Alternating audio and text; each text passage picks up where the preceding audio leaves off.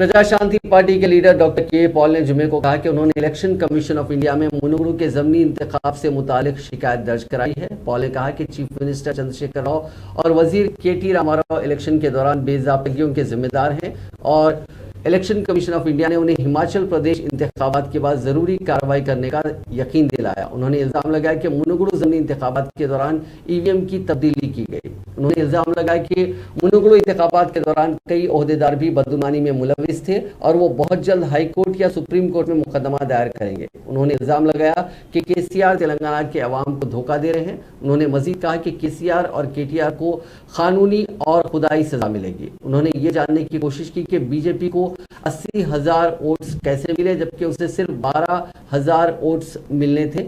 उन्होंने इल्ज़ाम लगाया कि मकामी एसपी ने टीआरएस पार्टी के एक कारकुन के तौर पर काम किया। उन्होंने ये भी इल्ज़ाम लगाया कि ज़िले इंतखाबी अफसर और रियासती इंतखाबी अफसर भी हुक्मरान जमात के साथ मिलकर काम कर रहे थे।